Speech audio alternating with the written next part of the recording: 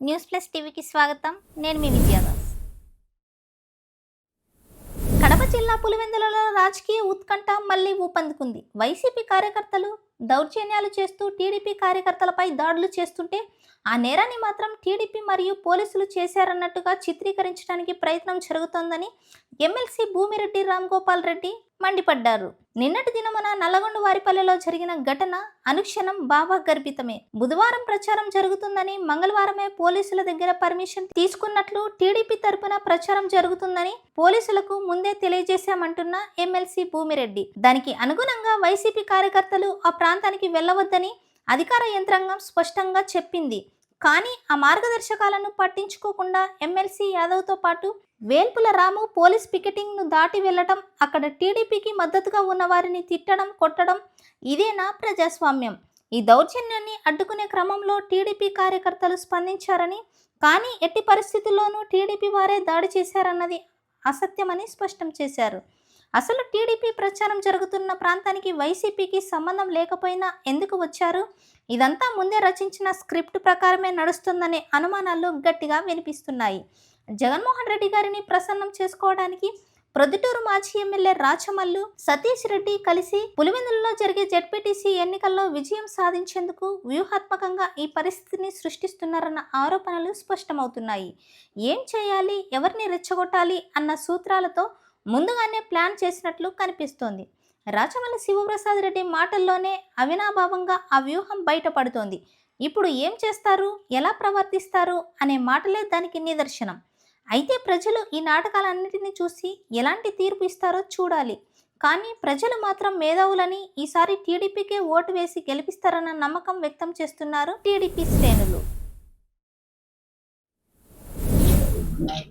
గత 2 రోజులుగా పులివెందుల జెడ్పీటీసీ ఉప ఎన్నికకు సంబంధించి వైఎస్ఆర్సీపీ నాయకులు అవలంబిస్తున్న, అదేవిధంగా వ్యవహరిస్తున్న వైఖరి విచిత్రంగా ఉంది.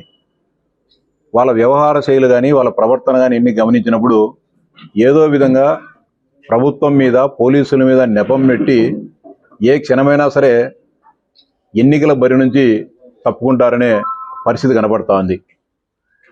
గతంలో ఎప్పుడూ లేని విధంగా పులివెందుల్లో అరాచకాలు జరుగుతున్నాయి, దౌర్జన్యాలు జరుగుతున్నాయని చెప్పి నానా యాగి చేయడం జరుగుతుంది వైఎస్ఆర్సీపీ నాయకులు.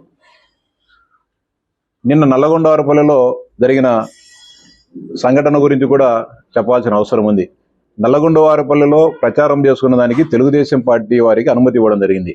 మేము అంతకు ముందు రోజే నల్లగొండ ఏ ఎన్నికలు జరిగినప్పుడైనా కూడా, సార్వత్రిక ఎన్నికలప్పుడు కానీ, స్థానిక సంస్థల ఎన్నికలు జరిగేటప్పుడు కూడా పోలీసులు అన్ని రాజకీయ పార్టీలను పిలిచి ఒక విధి విధానాలను చెప్పడం జరుగుతుంది.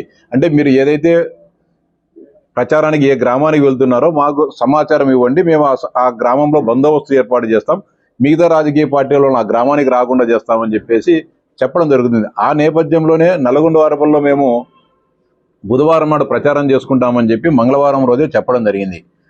వైఎస్ఆర్సీపీ నాయకులు అక్కడ ప్రచారం చేస్తామని చెప్పి ఎలాంటి ముందస్తు అనుమతి కానీ తీసుకోలేదు.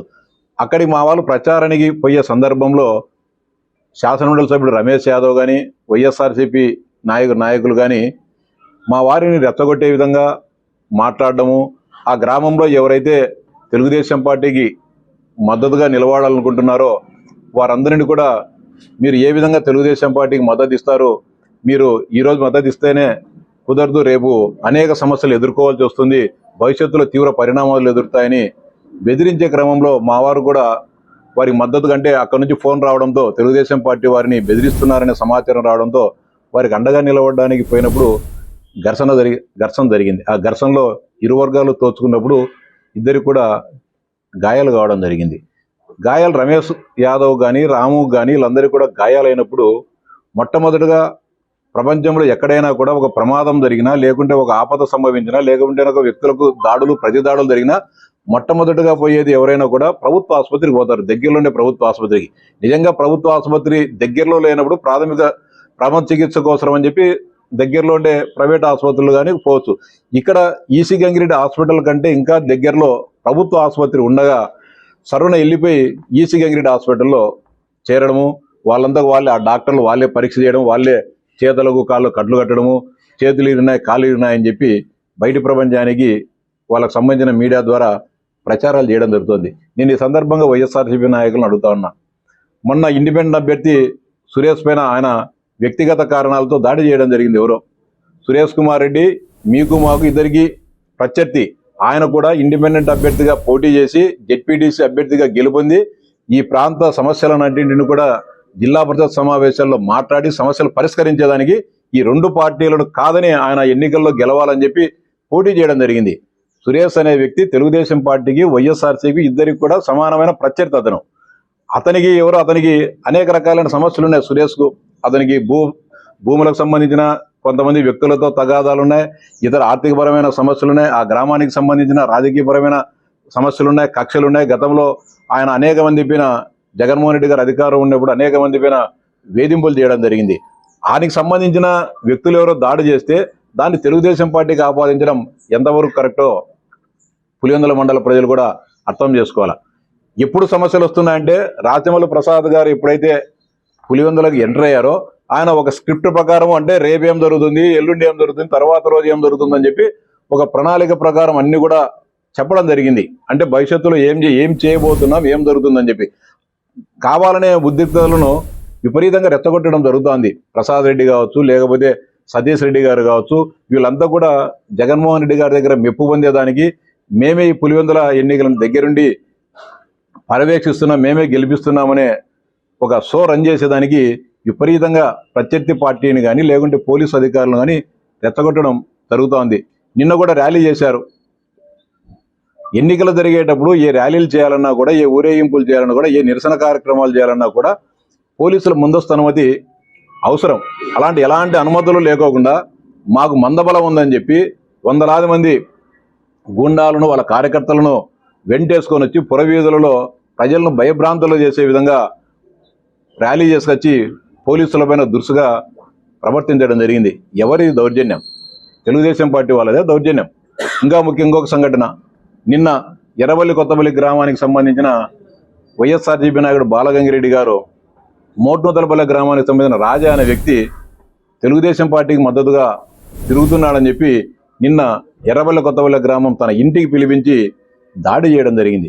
ఎవరు దౌర్జన్యం చేస్తున్నారు అంటే ప్రజాస్వామ్యంలో ఎవరి పక్కైనా సరే నిలబడేదానికి హక్కు ఉంది. ప్రజాస్వామ్యబద్ధంగా వాళ్ళకి ఇష్టం వచ్చిన పార్టీతో నాయకులతో కలిసి నడిచే స్వేచ్ఛ ఉంది. అలా కాకుండా మాకు వ్యతిరేకంగా నువ్వు తిరుగుతావని చెప్పి బాలగంగిరెడ్డి గారు దాడి చేయడం జరిగింది. ఎవరు దౌర్జన్యం చేస్తూ ఉన్నారు? అంతేకాకుండా వందల మంది ఆ గ్రామాల మీదకి దండయాత్రకు పోయినట్టు పోతూ ప్రజలను భయభ్రాంతులకు గురి చేయడం జరుగుతుంది. ఎలాంటి ఈ మండలంలో ఎక్కడైనా సరే, ఈ మండల పరిధిలో, ఈ జెడ్పీటీసీ పరిధిలో ఉండే ఏ ఒక్క ఓటర్కైనా, ఏ ఒక్క వైఎస్ఆర్సీపీ నాయకునికైనా ఎక్కడైనా చిన్న ప్రమాదం జరగడం కానీ, లేకపోతే పోలీసులు బెదిరించడం కానీ, లేకుంటే తెలుగుదేశం పార్టీ వాళ్ళం ఎవరైనా సరే మీరు మాకు ఇవ్వకపోతే మేము అంతు చూస్తామని చెప్పి బెదిరించిన సంఘటన ఒక్కటి కానీ జరిగిందేమో చూపించమని చెప్పండి.